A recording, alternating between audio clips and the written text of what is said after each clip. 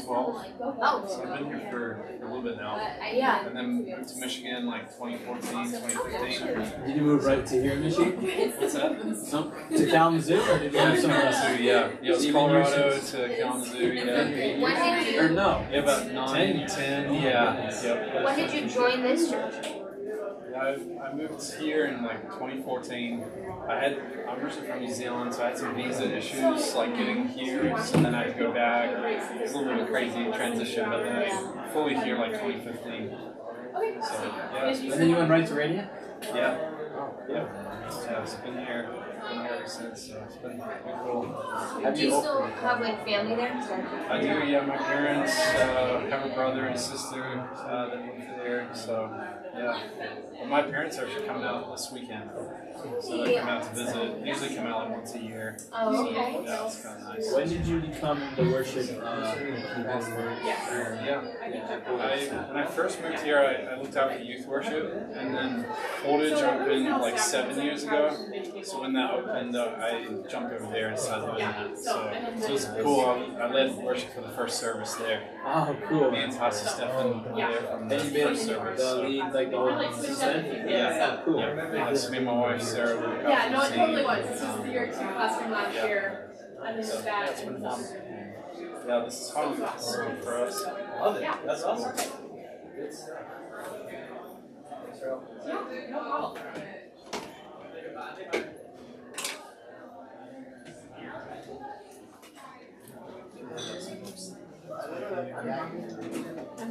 Hannah, I'm Richard. Yes. I'm trying to get front. Is it Mary? Yes, I'm Richard. Yeah, it's this one. Yeah. I mean, I had to definitely search. You know, too. Actually? No, it's an inside joke. Oh, sorry, now I can got the reception. You do it, It makes me happy. I used to have a Sunshine Yellow phone, but that was an option. And I was like, it was right. I love like.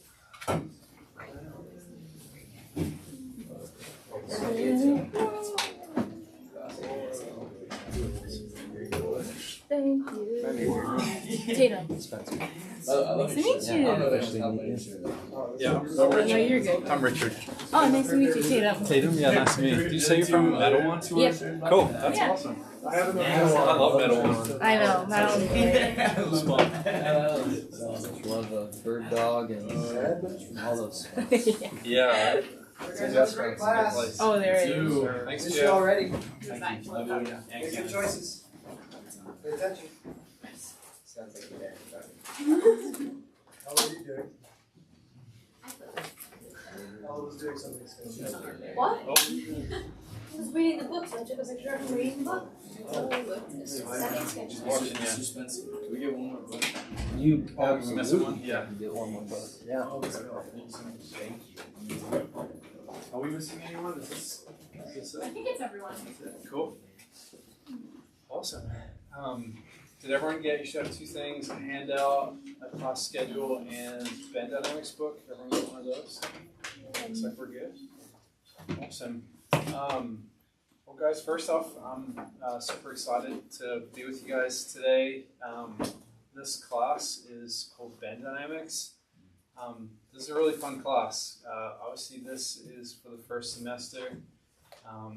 Spencer and I have taught this class together for a number of years, and it's always a really fun time. It's a great class. What is going to happen today is that we're going to walk through the class schedule. I'm just going to do a brief intro, and then Spencer is actually going to teach the first lesson, which is going to be amazing. But first off, we did some introductions at lunch, but just to reiterate, my name is Richard.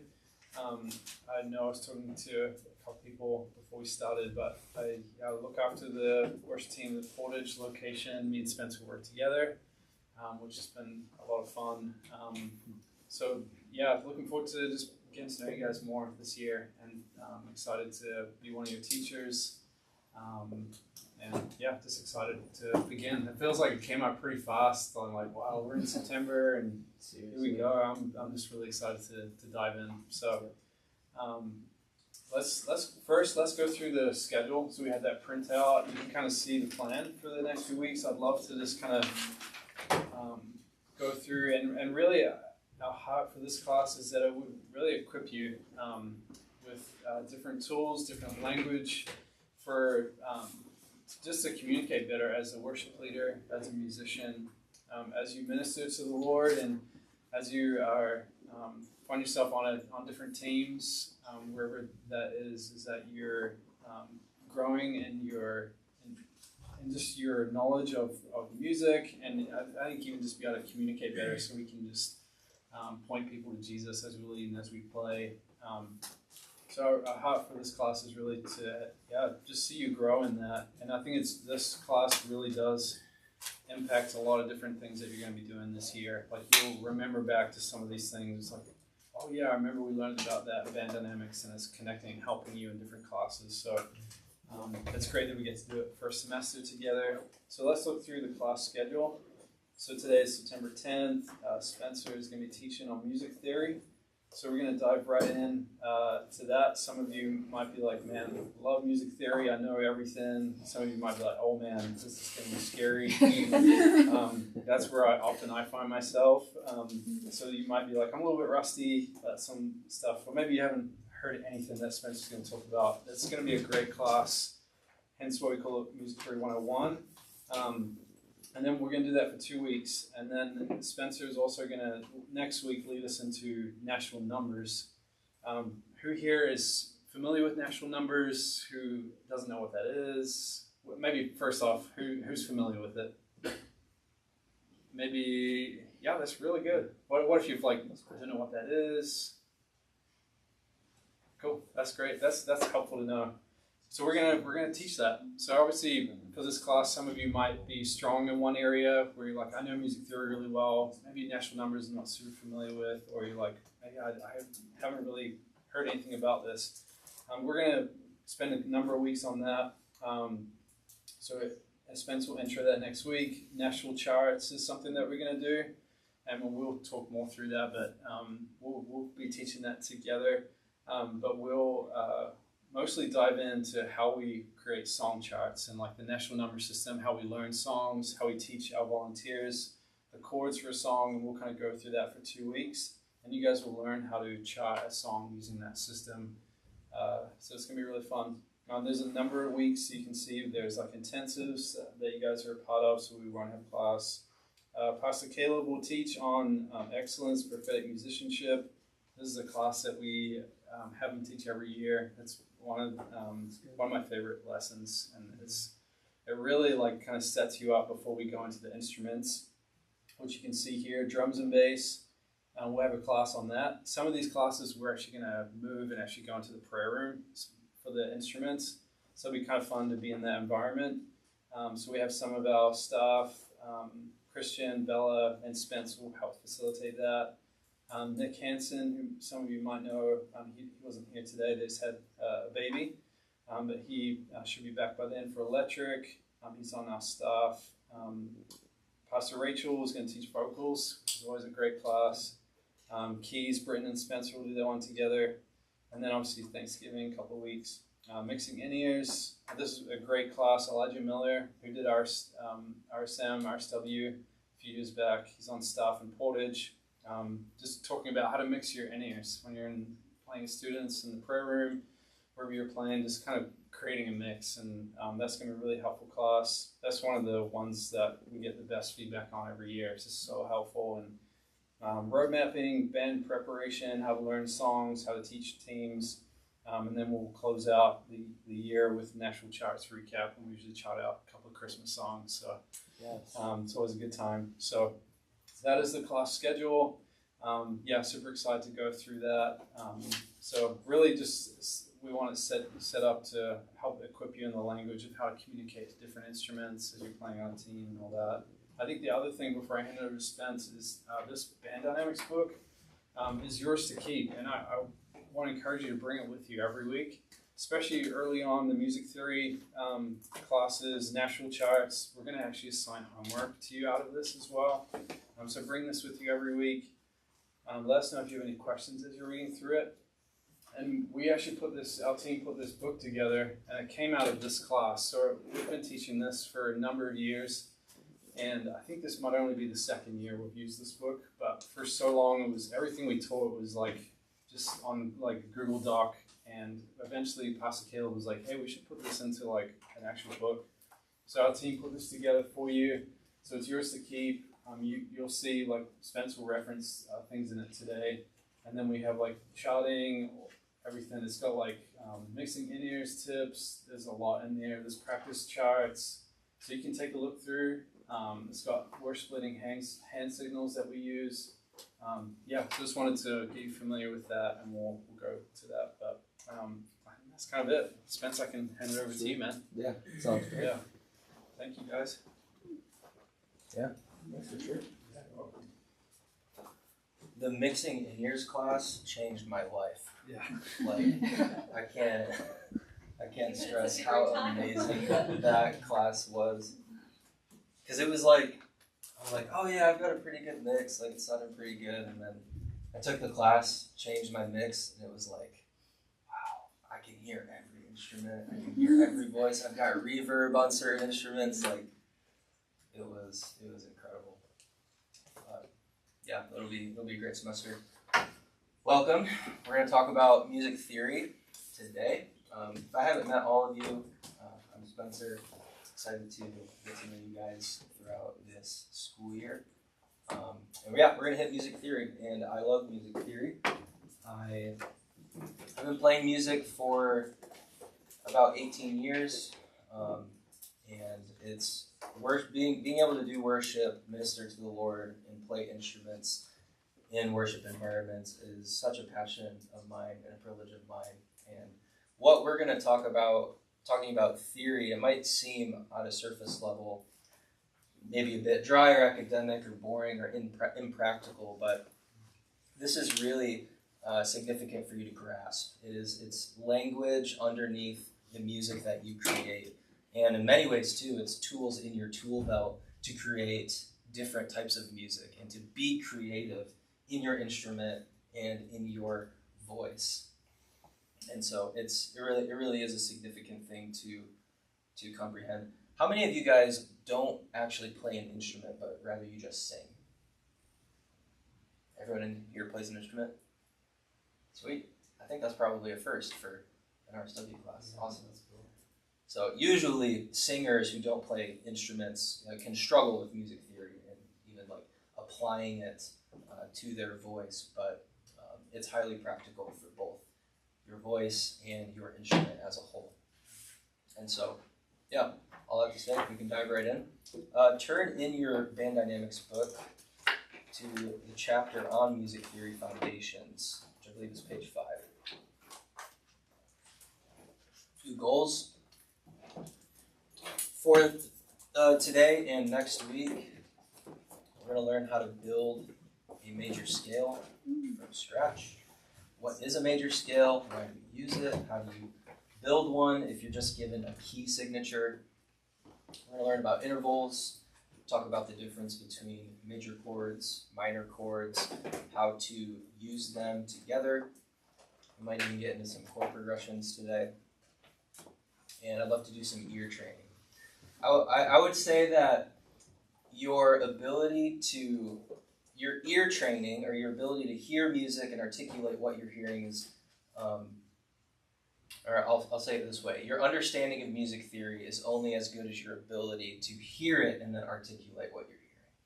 So we're not just here to learn facts, but rather my hope for us is for you to be able to hear a chord and tell me what the chord is without looking, but just by hearing. Or for me to play an interval or to play a melody line and for you to be able to be like, oh, that's this note, this note, this note, this note, without looking at it, but rather just by hearing it. And that's something that you'll process and cultivate throughout the whole school year. But in order to start that process, we're going to understand the theory behind it. And if you're just a drummer and you're like, bro, this ain't for me. Maybe you feel that way, Aiden. Maybe you don't. I like music theory. Dude, yeah, it's rich. It's rich. But there's a theory side to drums and rhythm too that maybe we'll get into, like polyrhythms and polymeters and stuff like that. But If you don't know any of that, that's totally fine. We'll get into it. So, page 6, concepts of music theory. I'll kind of skim through some of this, and then we'll actually get into the nuances of the major scale and so forth. So, in order to understand Nashville numbers, which we'll hit next week, we first have to have a basic understanding of two music theory concepts, major scales and chords. So, all of our worship music, is there a marker? No, you're good. Oh, it's over there. Nice. Thank you. All of our music that we play in a worship environment is based off of this one scale, which is the major scale.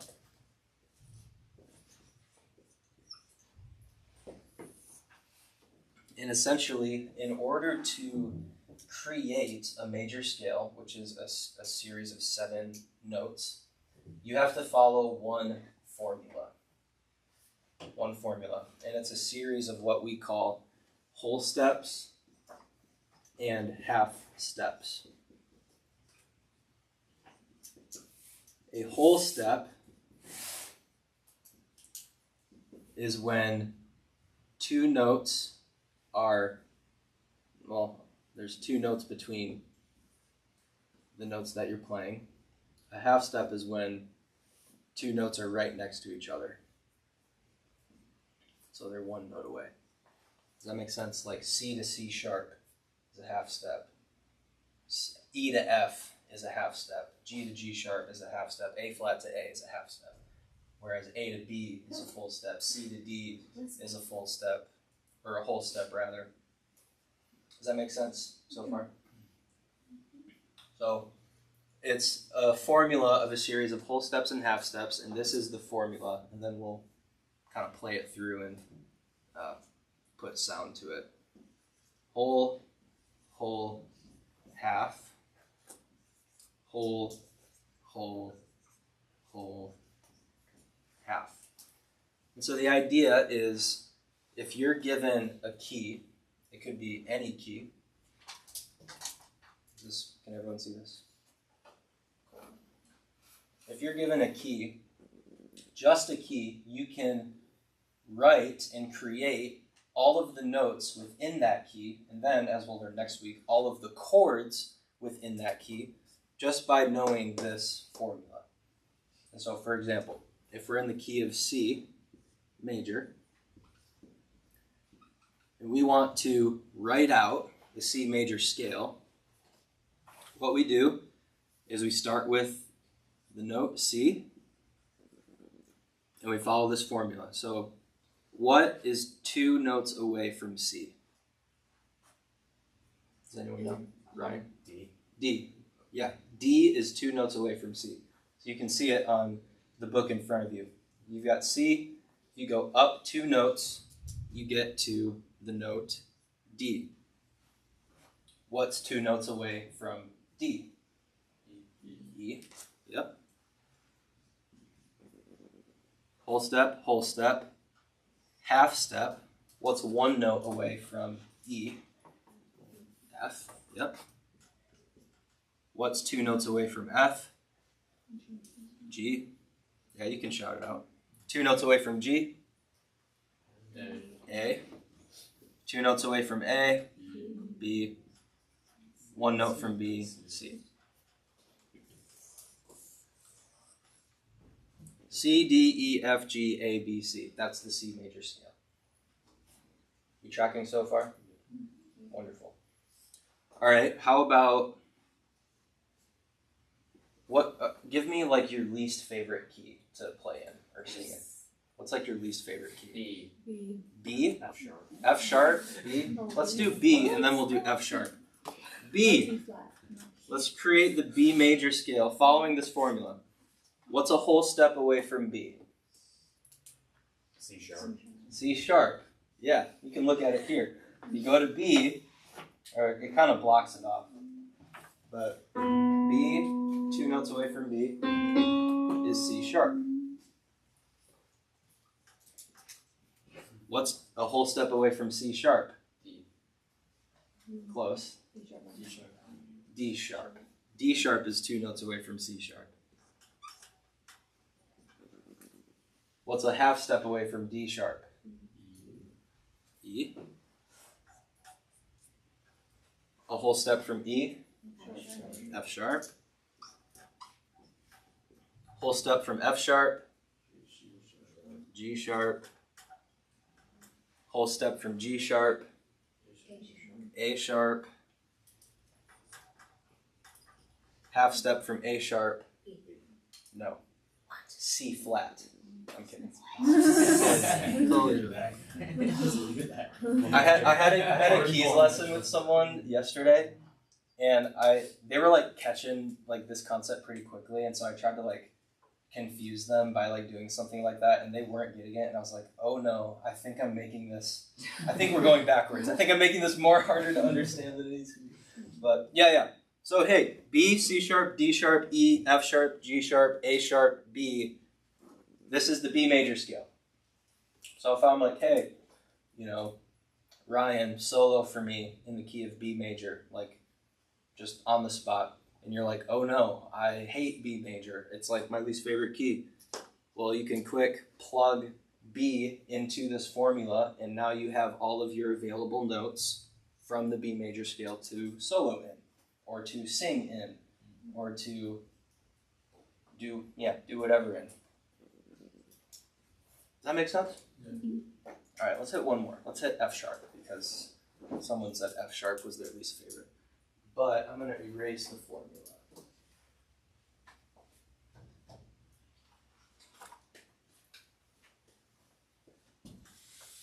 All right. Starting with F sharp, what is the next note in the F sharp major scale? G sharp. Yes, G sharp. What's the next note? A sharp. A sharp? Why A sharp? Because it's two step notes. Two notes.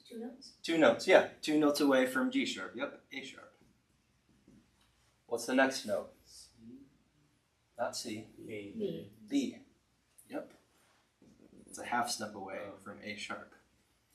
What's the next note? C sharp. C sharp. Yep. This is why we hate this key, right? Like it can be so confusing. C sharp. Yep. Next note. D sharp. I think that's right. Yeah, D sharp. Whole step away from C sharp is D sharp. The next note. E sharp. E sharp. F. Correct. Also known as F. Yes. E sharp or F. We'll go with F. And then F sharp. I feel like y'all have the hang of it. Who feels uncertain about this? And that's fine if you do. Yeah? You want to do another example, or yeah, let's do another example. What's another key that you guys like get intimidated by? E flat. Yeah, let's do a flat key. Oh, Let's do a flat key. Oh, E flat. Hey, don't dog on E flat though. It's kind of rich. It's got kind of a rich. Great, but it's so hard to play for me at least. Yeah, no, it is tough. It is tricky. E flat. Okay, what's our starting note? E flat. Yep. Oh. What's the next note? F. F. So it's B. Yeah, the lowercase b is going to be a flat sign. Yep. E flat. F. Very good. What's next? G natural. Which one? G. G. Yep, it's G. Fourth note. Yep. A flat. Fifth note. B flat. Final answer? Good. B flat. Sixth note. What do you think? How are you figuring the flats out? how are we figuring the flats out? That's a great question.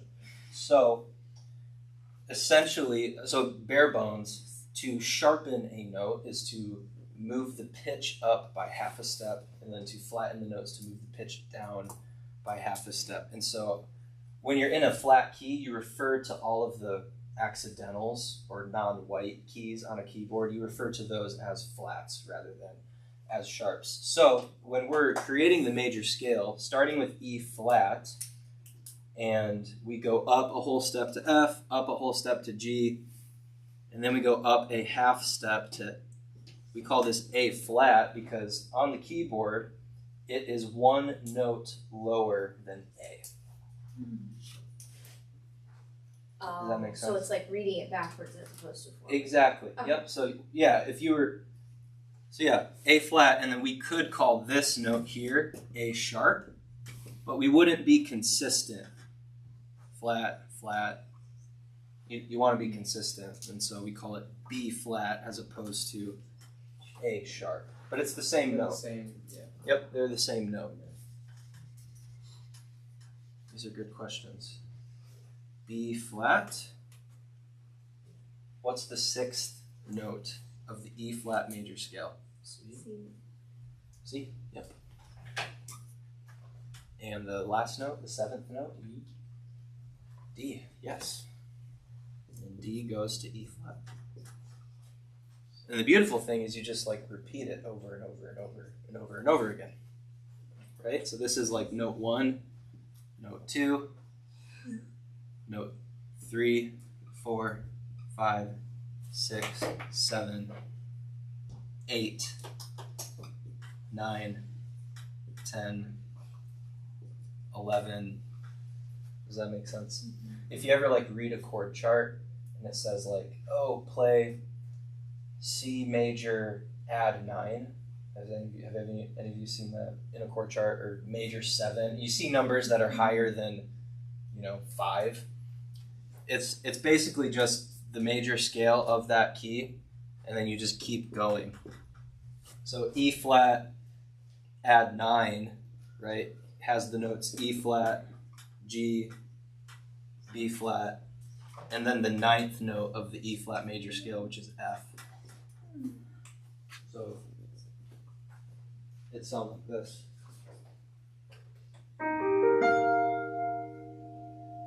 Does that make sense? It's a little technical right now, but the more practice you have, that's better. The quicker it'll come to you. Why Yeah, are they Jackson. like some of them flats and some of them are like minors? Like, because they're both on here. How do you go to a flat? Oh, why are both labeled as flat and sharp on the actual keyboard? So that you know that when you're in flat keys, this is what that specific note would be referred to as. But if you're in a sharp key, it would be referred to as this specific note. So like if I'm in the key of, E flat, I refer to all of the black keys as flats. But this could also be called D sharp. It's the same exact notes, but now I refer to the black keys as sharp keys. So G sharp, A sharp, C, D. So it's more of a reference point for you as you're like experimenting on the piano or on the guitar, or someone plays flute. Hannah, right? Hannah plays flute. So yeah, is it different? Are you in like a different key? No. I know sometimes like with trumpet. It's a B flat. It's a B flat flute, so it's usually the same. Okay, gotcha. Yeah, this is as you're practicing. It's more for a reference point for you to learn the keys. Sweet. Yeah. Any other questions on how to build a major scale? No? Cool.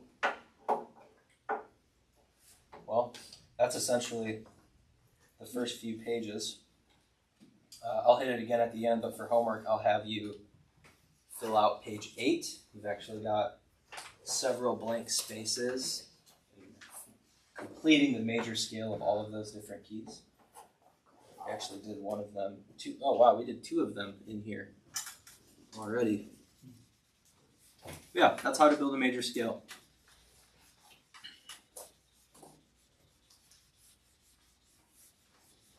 And we'll go a layer deeper into that next week when we talk about Nashville numbers. How do you figure out what numbers go with what chords in the key that you're given?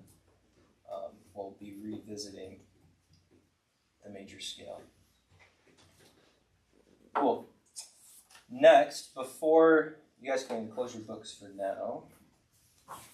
Yeah, I can close your books for now. Before hitting major chords, minor chords, what are they? How do you build them? How do they interact with each other or with one another? I want to go over what intervals are. Intervals. Who can tell me what is an interval? I have a raised hand. Ryan. It's basically just the distance between 2 notes. The distance between 2 notes. You're exactly right.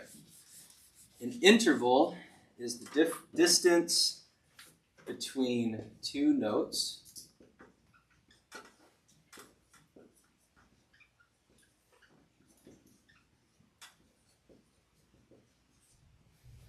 and when we talk about a major scale, how many notes are in a major scale? I'll take 8, sure. That 8th note is a repeat note of that first note. So there's 7 different notes in a major scale. We'll take C as an example.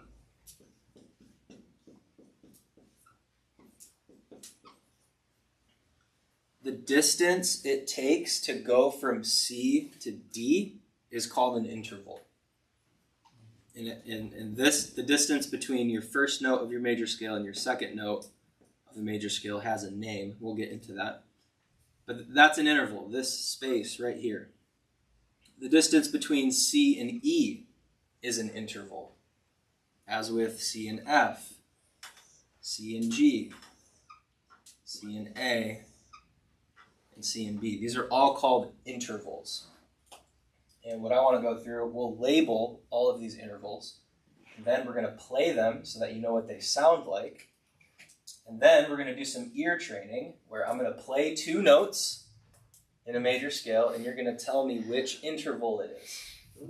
And if you know the interval, you'll be able to know what the note is. Okay, here's a fun fact. Does anyone in here have perfect pitch? What is perfect pitch? What is perfect pitch? That's an amazing question. Perfect pitch is almost like a fun carnival game.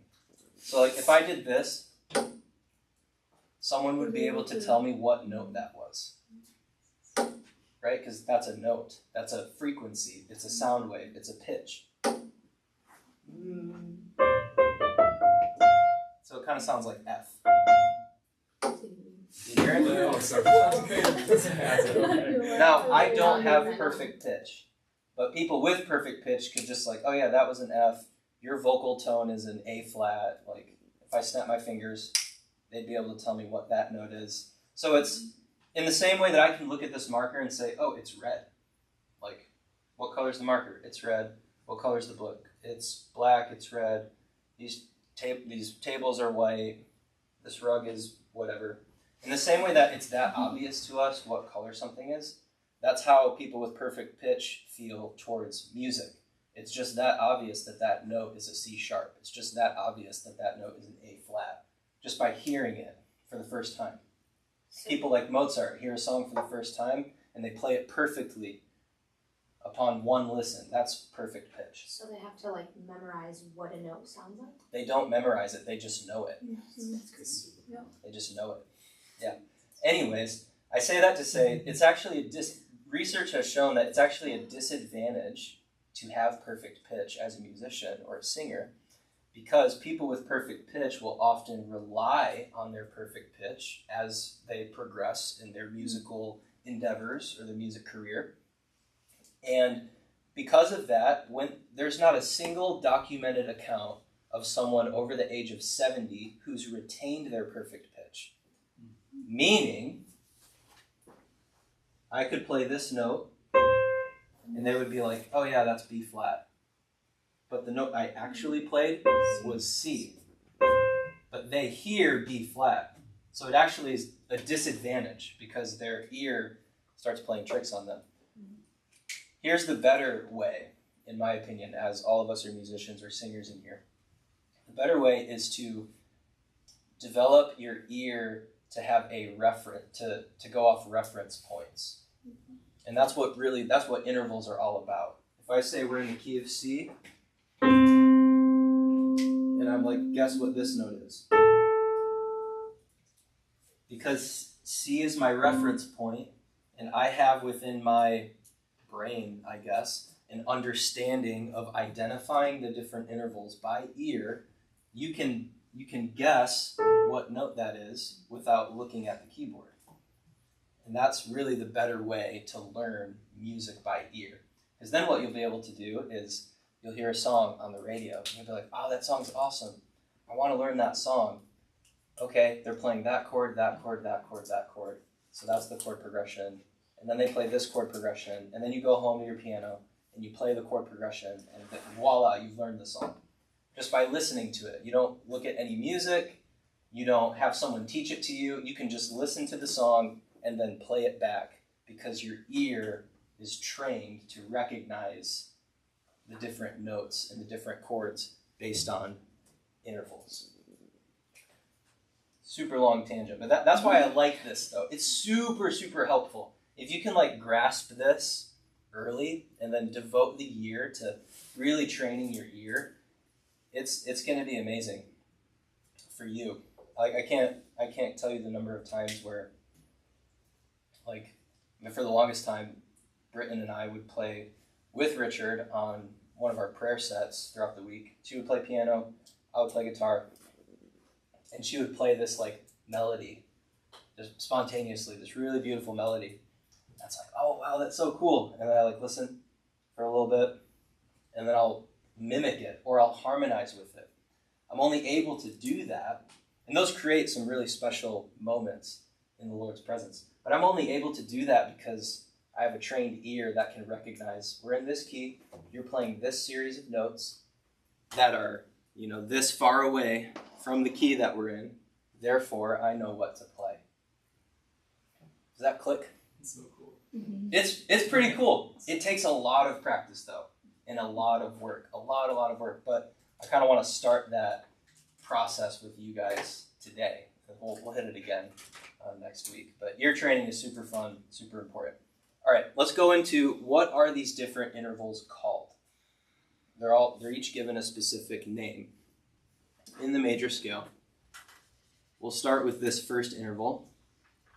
From C, in the major scale, going from note 1 to note 2 is called a major second interval. I'd write this down too if I were you. A major second interval. Essentially what that means is the distance between note 1 and note 2 is 2 half steps away, or it's a whole step away. So it's a major second interval. The distance between note 1 and note 3 in a major scale is called a major third, or a major third, also known as 2 whole steps away from note 1. Track so far? Can you say that one more time? Yeah, so the distance between C and E, or note 1 and note 3, is called a major third interval. And a major third interval is composed of 2 whole steps. 2 whole steps, so C, C sharp, D, D sharp, E. That's 2 whole steps away. From from C to F, or from note 1 to note 4, is called a perfect fourth. Note 1 to note 5 is called a perfect fifth. Note 1 to note 6 is called a major sixth. And note 1 to note 7 is called a major 7. Do you notice any patterns or anything standing out to you about this series of intervals in the major scale? Does anything stand out to you, or is there a pattern of some sort that you see? There's 2 majors, followed by 2 perfect, followed by 2 majors. Yeah, that's good. That's on the right track. That's on the right track for sure. You see 2 major intervals, then 2 perfect intervals, then 2 major intervals. What else?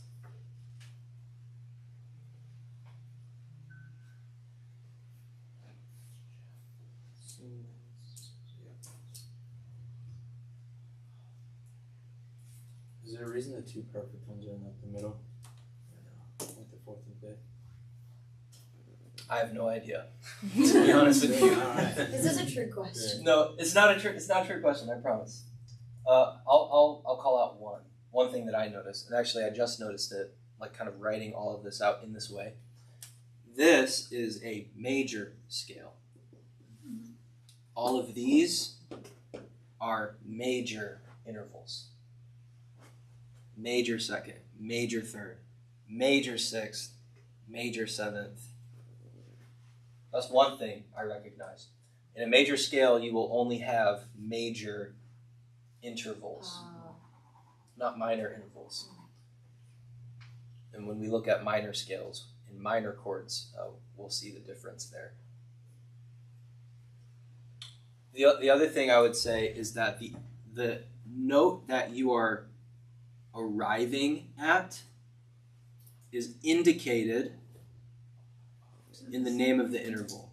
C to D, that's the second note of the scale, major second. C to E, that's the third note of the scale, major third. C to F, perfect fourth, that's the fourth note of the scale. So on and so forth.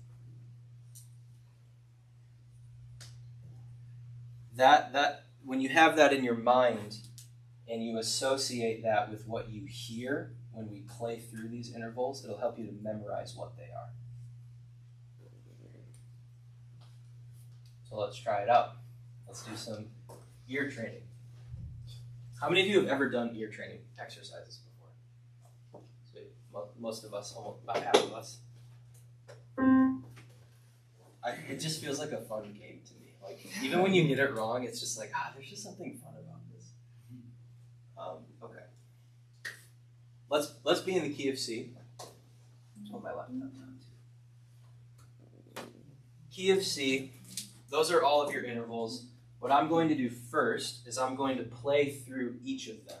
So I'll play C, then I'll play the first interval. C, second, so on and so forth, so that you can hear them for the first time. And then I'm going to have you close your eyes. I'm going to play a random one, and you're going to hold up the number. Perfect fourth. We do this for 6. Major sixth, major 7, major second, so on and so forth. Sound good? And then I'll have you open your eyes and tell you if you're wrong or if you're right. So let's do C first. So we're key of C. Here are the intervals of the C major scale.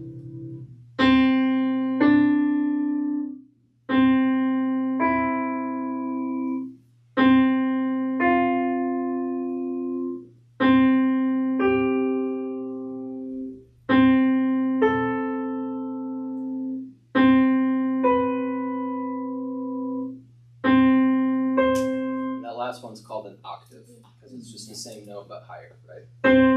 Or octave coming from octa, which is 8. It's 8 notes away from the 1. Yeah, a little etymology for you. I'll play it one more time and then we'll guess what the intervals are. Sound good? That's major second.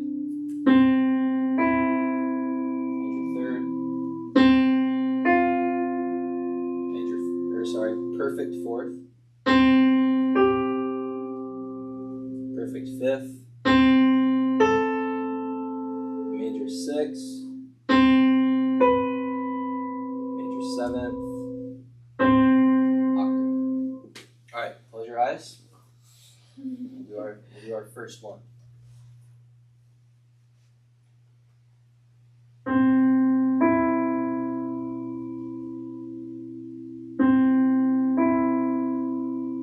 When you think you have it, throw up the number.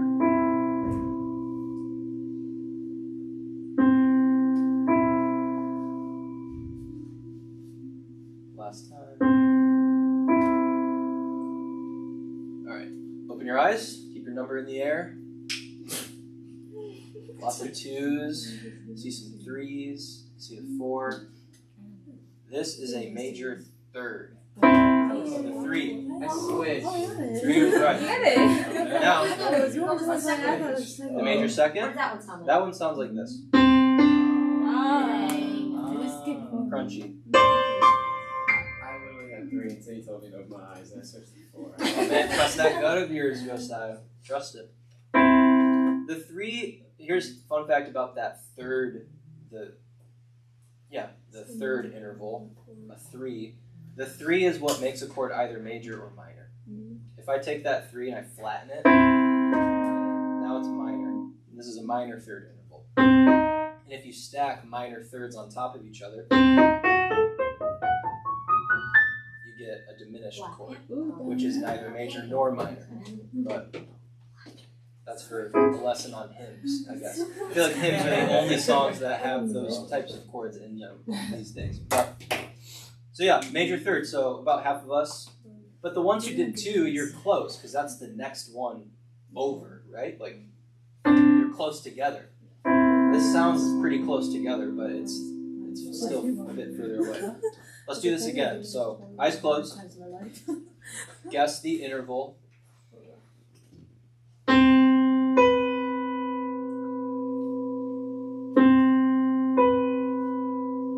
many notes are there again? There are 7 notes total. 7 intervals total, I would say.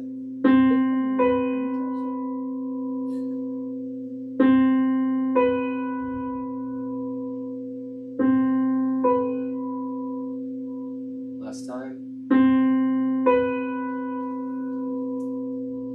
Alright.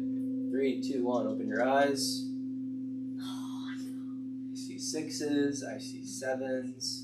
I think that's It's 5. It's a 7. Major 7. C to B. If I add the rest of the C chord in there, it feels jazzy and works. I can hear it in my head. Major It's 7. So vivid. We're gonna do one more, then I'm gonna change keys. I'm gonna do it in a different key. It'll sound very similar though, because it's quite literally the exact same space between notes, just in a different key. But let's try this. So, eyes closed. Still in the key of C.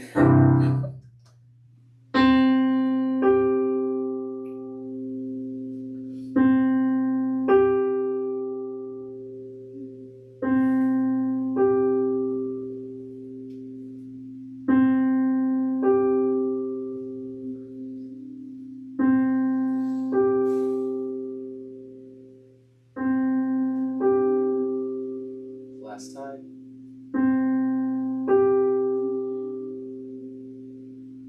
Alright, 3, 2, 1. Open your eyes. This is a perfect 5th. Yes, I got one. Perfect 5th. Yes! Let's I was go! doing it again. Perfect 5th.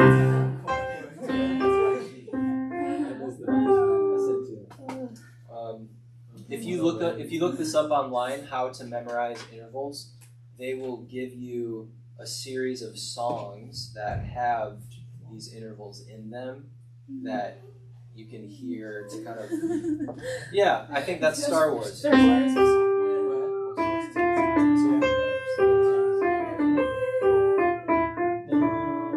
Something like that. Yeah, so that's a perfect 5th. Star Wars is a perfect 5th.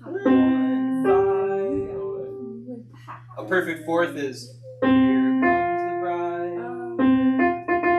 So when you hear you're like, oh, that sounds like Here Comes the Bride. It's a Four. perfect 4. Or Or if you hear, 4, 6. oh, that sounds like Star 4, 6, Wars. It's a perfect 5th. And there's others too. I can't remember off the top of my head, but let's try a different key. A flat. Oh yeah, no, I'm cooked here. I don't know how that even. All right. I'll play them for you. They'll sound the exact same though. Again, it's the same amount of notes in between the root or the A flat, the 1, and so it'll sound vaguely familiar to you. So here they are.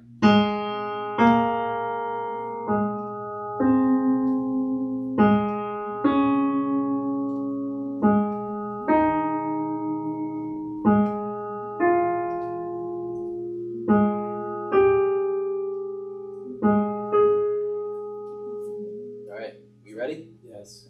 Amazing. Eyes closed.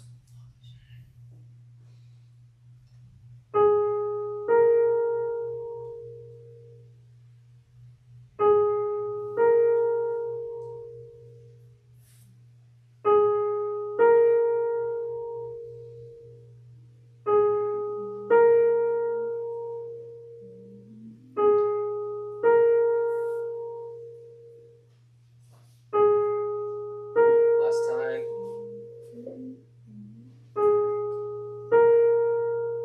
Open your eyes. Major second. I switched. Whoa. Second. I was. Here's a tip. So one tip, at least to my ears, so this is a little bit subjective, but to my ears, a major second sounds dissonant. Dissonant means like unresolved, like kind of messy, chaotic, like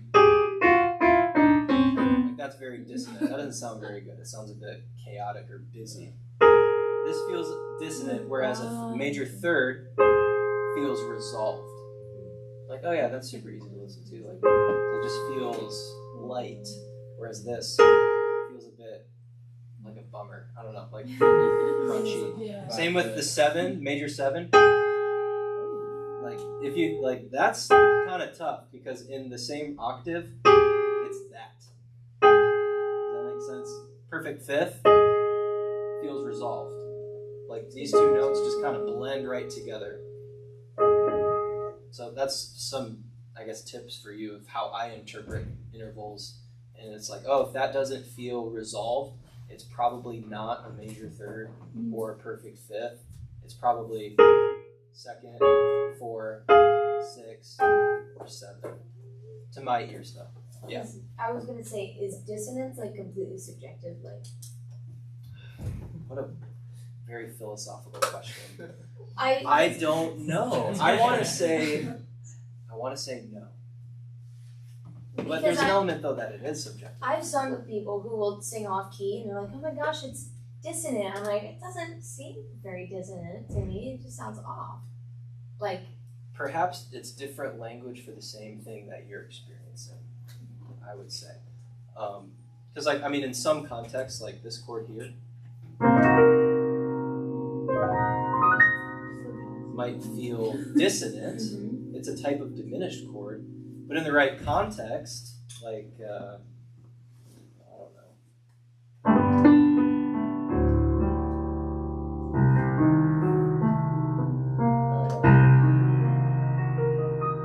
It's kind of like a minor 4. Like you can make it, if you put it in a specific context, it sounds less dissonant.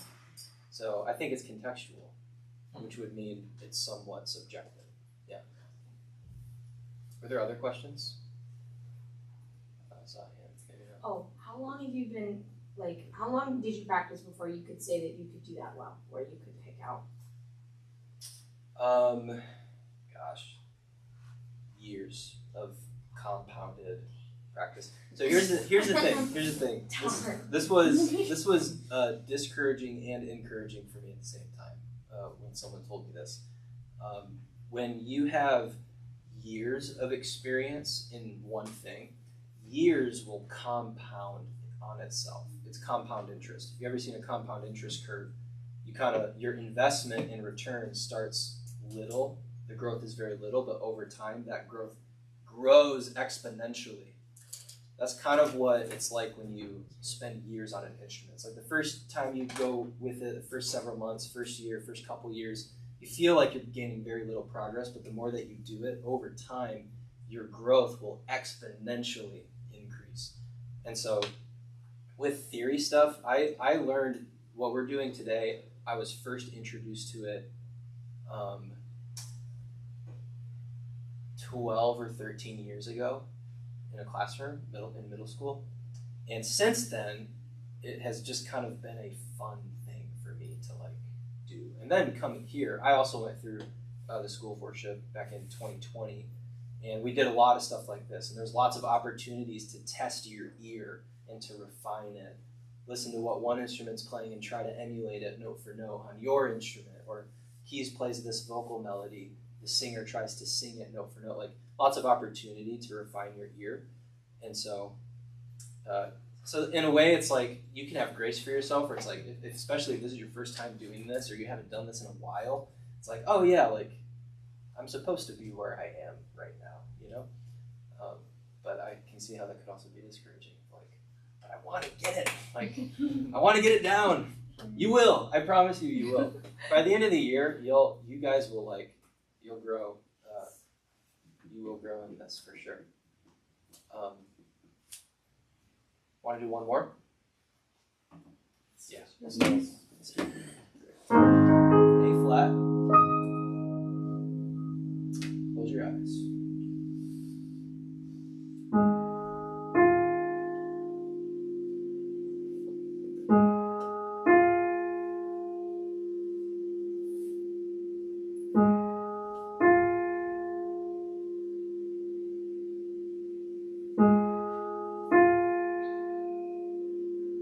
Last time.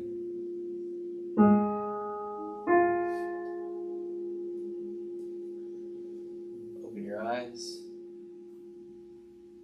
5, 6, 3, 4, 6. Major 6. One, two, major second, major third, perfect fourth, perfect fifth, major 6, major 7, octave. Y'all will get it, I promise. Wait. Yeah.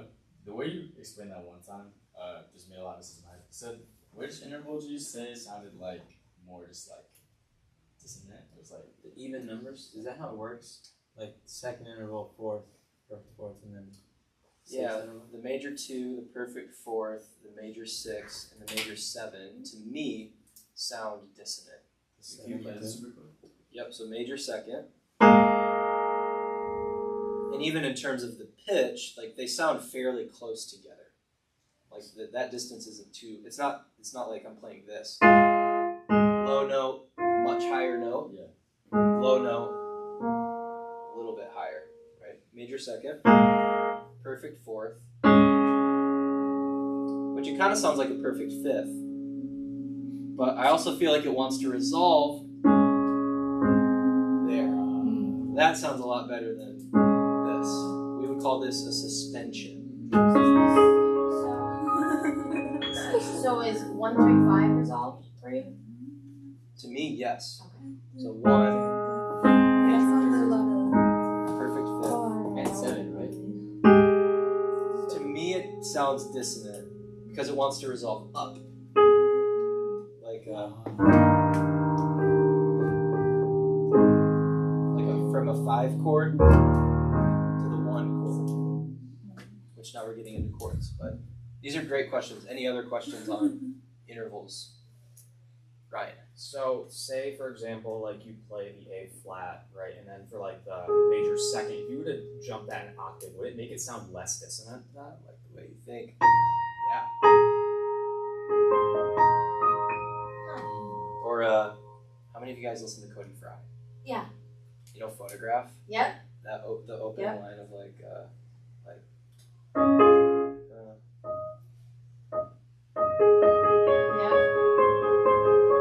So that's kind of like what Ryan's talking about. That's a major second, Oh, because but it's higher. It's the 9 So it because it's doesn't an feel octave higher. close. It doesn't feel close. It feels super far away.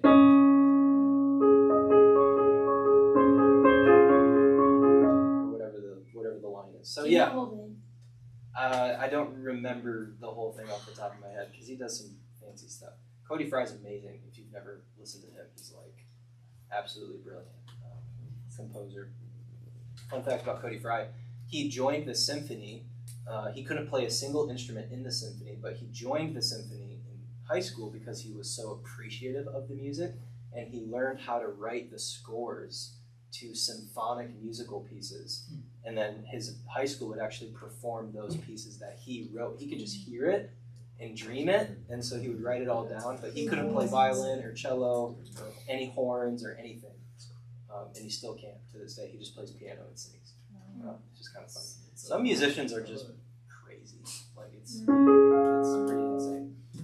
But yeah, great question. As you move the notes further and further and further away, we call these extensions, which is getting into some chord language. You've got a chord, and you start adding notes at the top of the chord.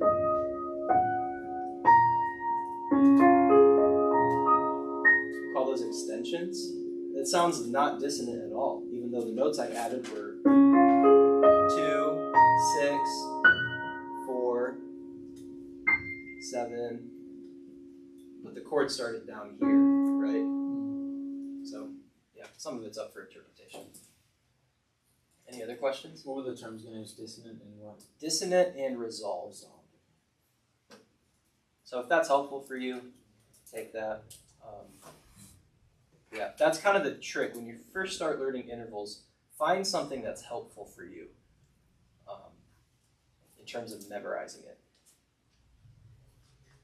And that motion in pitch, I think, is great too. And Aiden, for you as a drummer, who else drums in here? Jackson drums. Any other drummers? No. As a drummer, start to think in terms of how does the motion from low pitch to high pitch and high pitch to low pitch and everything in between feel? Because in many ways, drumming, even when you're tuning your drums, you want to think in terms of, you're thinking in terms of feel and groove. But when you start bringing creative elements into it, you're really just changing the pitch. That snare drum is hitting that like 800 to 1,000 frequency. Your floor tom is way lower on the frequency, and then your rack tom is more in the middle. So as you're like moving around, and then you hit the cymbals, those are way up here. As you're kind of moving around, you're changing the different pitches that you're playing. And so kind of get a feel for like, oh, it feels good to move from low to high, back to mid to super high. And that can help translate in terms of the feel that you're looking for. Wow. The feel that you're looking for when you play creatively, when you're grooving, when you play a fill, when you do all that fun stuff. Yeah.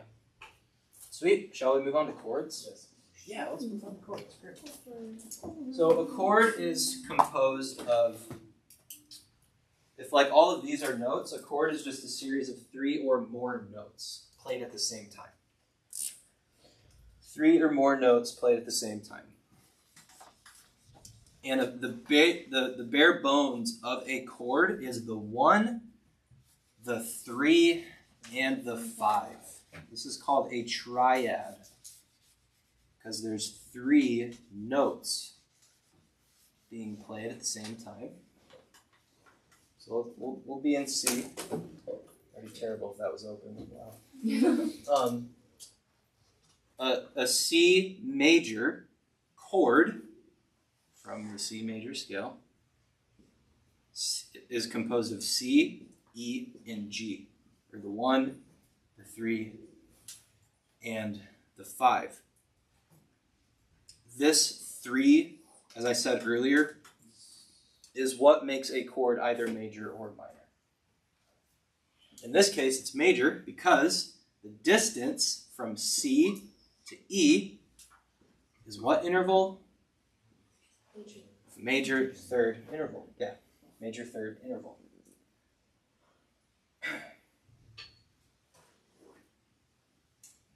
And yeah, a major third is 2 whole steps from the root.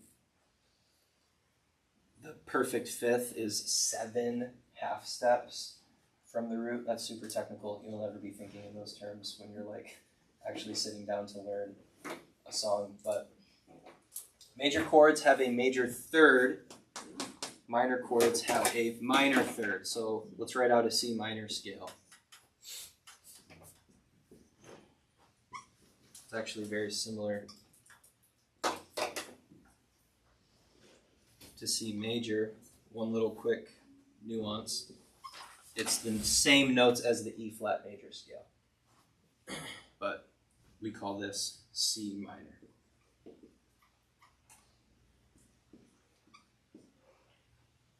Minor third, major third. 1, 3, 5. Make sense on paper? That's really all that you need to know. Major chords have a major third within them. Minor chords have a minor third, and then anything after this seventh note we call an extension. It's just you're just adding more notes to that scale on top of your chord.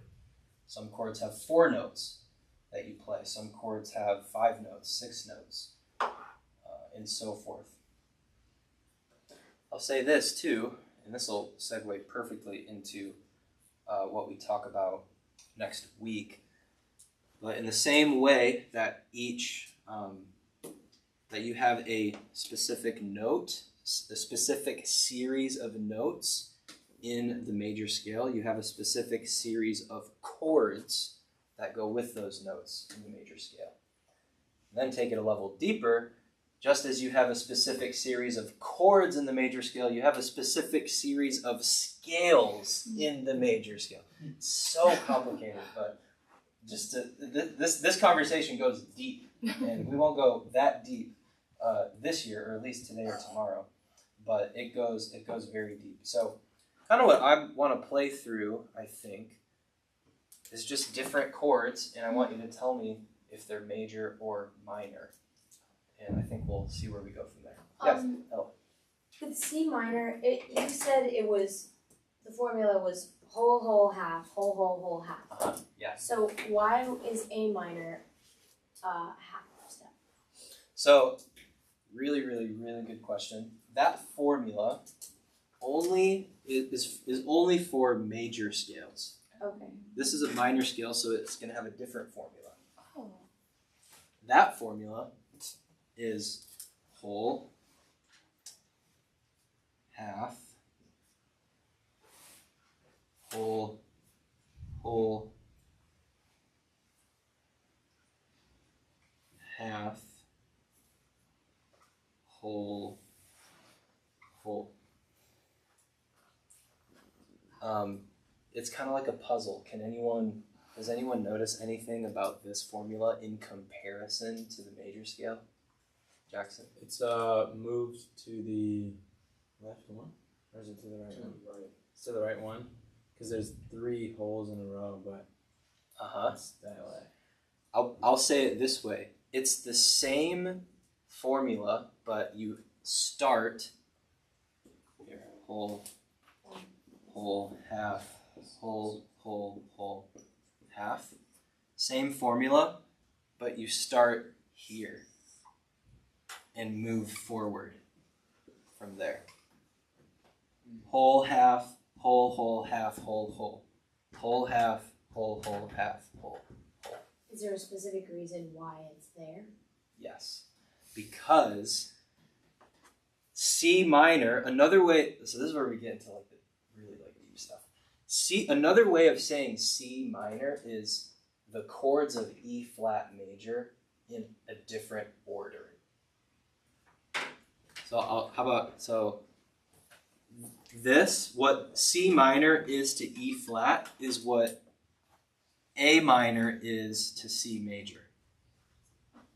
Here's the A minor scale.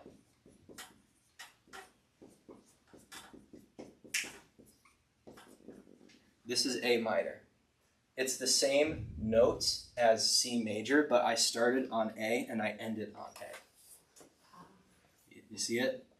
C, D, E, F, G, A, B, C, D. Rather than starting with C and ending with C, I started with A and ended with A, but I played the same notes in that order. And I'm doing this, but with the key of E flat to get C That's minor. pretty much the natural number system. We're pretty close to it, right? Very close. It's very close to it. It's very close to it. Same concept. This is like modal theory. So the modes, which, and if we get to talk about, maybe we'll talk about that in like 7 months or something. But it's kind of like a puzzle. It's kind of like there's a mathematical formulaic element to music, which is why I like arguing that sometimes music is more than just subjective, but there's an objective reality to it as well. But this is getting all over the place. Yeah, Hayden. You call those like relative minors, right? Yes, relative minors. Yes, come on. C major has a every major key has a relative minor key. Every major key has a relative minor key.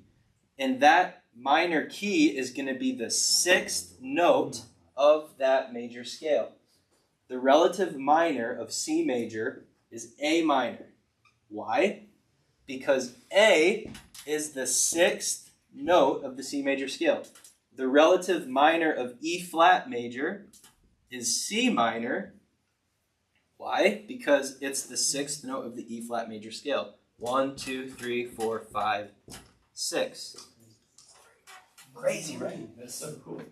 what was it called again? Relative minors. The relative minor. It's the same series of notes, just in a different order. So, yeah. I'm going to pause on this. This is getting like miles ahead of what was intended to get through today. But I'm just going to play some chords and tell me if you think it's major or minor. And then I'll play some extensions, and maybe we can see if you can guess which notes in that scale I'm adding to that chord. Feel good? We got like 13 minutes left, so we might just take our time doing that. Back to C. Is that major or minor, I guess? Major. Why? That'd be so cool. It sounds like major. I was gonna See? say, it I like sounds it. like Yeah, major. it sounds like major. Totally. I don't know how to describe that. It's because that third Yeah. note, that third note is a major That's third true. interval. Yeah, it was minor or something. What about this? Is this chord major or minor? Are you sure? That's Major. major. It's major. That's major. Yeah, listen. It's major. Yeah, it feels happy or. See, this is where I like one your and two. 1, 3, 5. This is E flat major that I'm playing right now. That third interval is a major third. If it was a minor third, it would sound like this.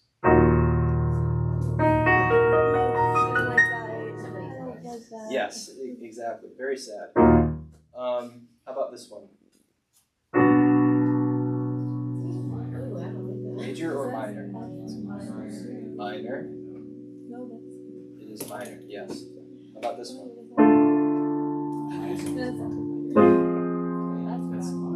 My wife His eyebrows are throwing you off. Now look. Look at him. What is this? Ryan? Is it diminished? It's not a diminished, but I understand why you think it would be. Is it? This is a minor chord. But I played this chord before it. If you take the root of the chord I played before it and add it onto the chord I played next, that's a diminished chord. So that's why you thought it was diminished. Yeah. How about, what's a diminished chord? A diminished chord is the most dissonant sounding chord you could play, essentially. And it's a series of minor third intervals stacked on top of each other. Here's what I mean. I'll play C diminished. Yeah, you know when it's diminished when you have the reaction that Ella just said. What is that? Sounds like when I play. From C. A series of minor third intervals. So C to E flat is a minor third. E flat to G flat is a minor third. G flat to A is a minor third. Those are all minor third intervals. If you play them all at the same time, you get a very disgusting sounding chord, diminished chord. A major chord is a major third interval stacked on top of a minor third interval. C to E and E to F. This is major. This is minor. You said which one is that? That's a major chord. Or is it? Say it one more time. We don't have to go into it if it's confusing, but yeah. What is this? Major?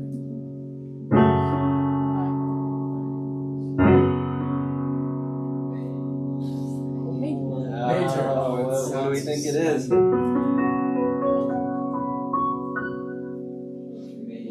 Right? Is this a suspended fourth in Yes. this case? Okay. Why? Because you replace the major third and you raise it a half step to make it a perfect. Yeah. So it's a suspended. This is a suspended fourth, meaning what Ryan's basically saying is we've removed that 3 from the equation. If you remove the 3, you can't tell if it's major or minor. Because I could resolve that perfect fourth one of 2 ways. Major. Or I could resolve it that way, which would be minor, right? So you can't tell what it is. Same with this chord here. This is an A flat add 9. There's no 3 in it, so you can't tell if it's major or minor.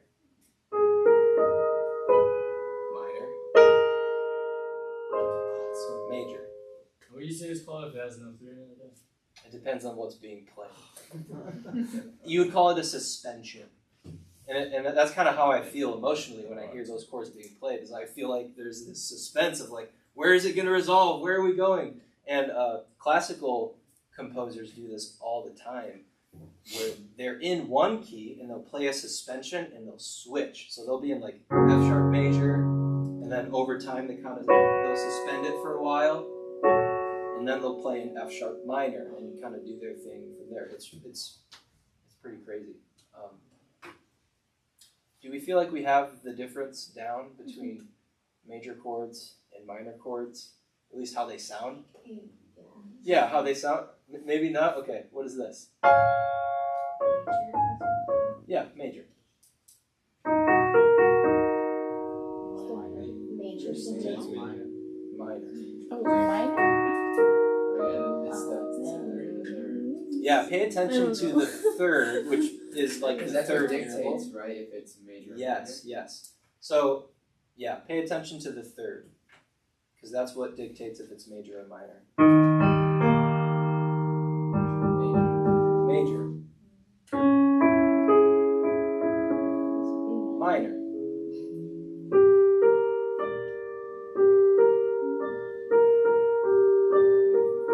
Minor. Still minor. Yep, still minor.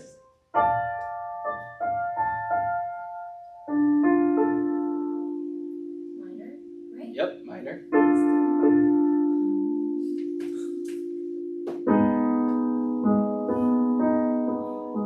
Still minor. Yeah, I'm just only playing minor. I was like, I got it.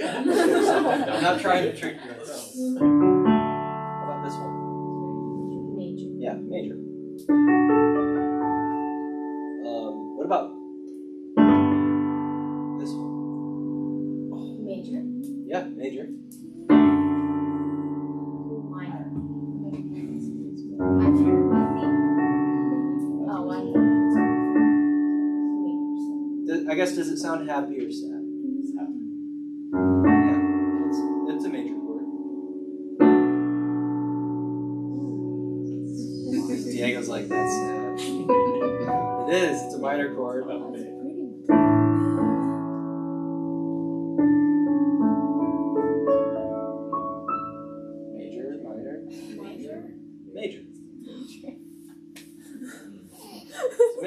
harder. When you play chords in context, right? One after another, after another, after another, it's like that's when you really like try to zero in on like what does it feel like? Because that progression right there, that last chord, it's kind of melancholy. Like it's, I don't know, like, but it's a major chord still, technically, right? But in context, it sounds sadder or darker. Or like this progression feels kind of, at least to me, like a little uplifting. Yeah.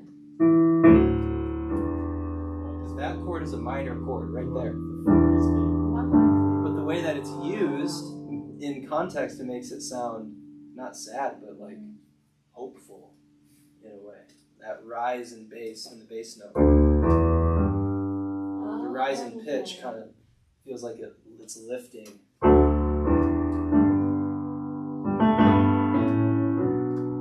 Major, minor. I saw a few hands. Questions? Yeah. Could you have an extension going the other way, like going to the left, I guess, or would it be called something else? That'd be a flat.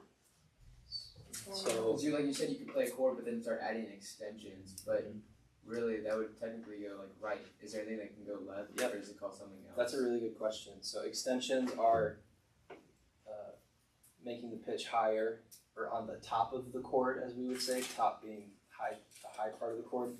You can, but whenever you change the bass is so fundamental that you will change the chord, like immediately. Like I play, and that's where it would be called an inversion at that point. So this is D major, D, F sharp, A.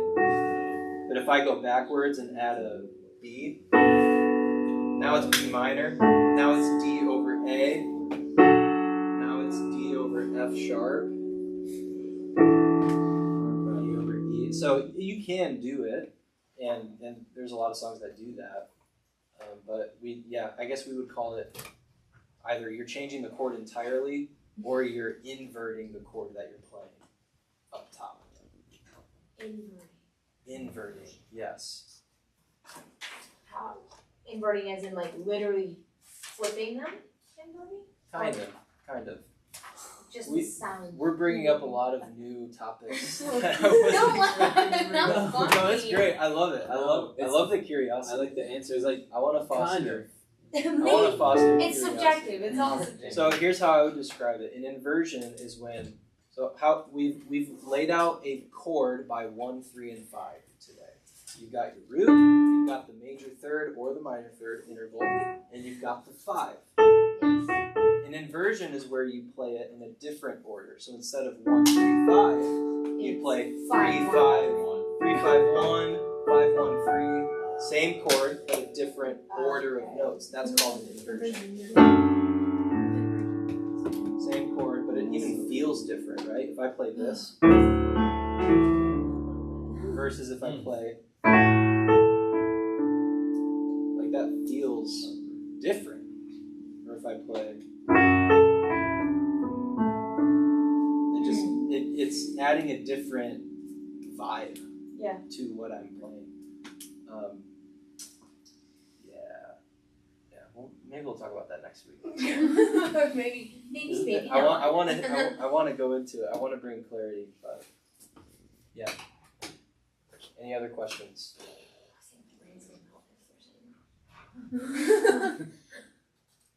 These classes are recorded, right?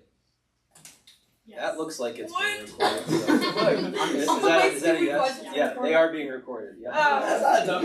That's what I'm saying. I want to rewatch video. No more questions?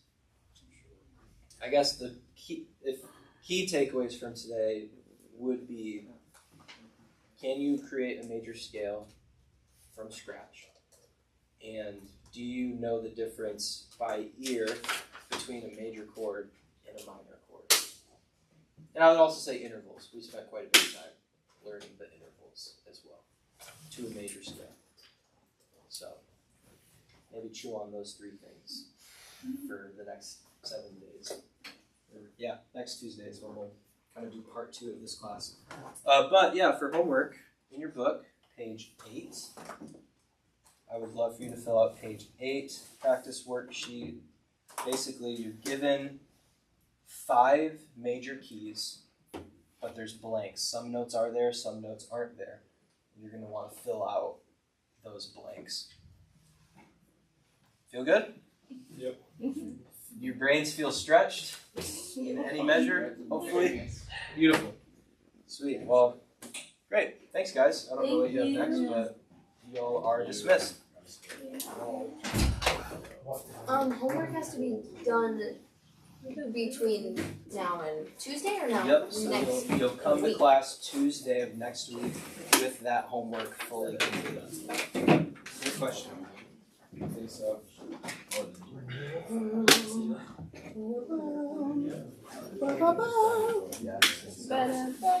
Yes, it did record. I'm going to stop it right now.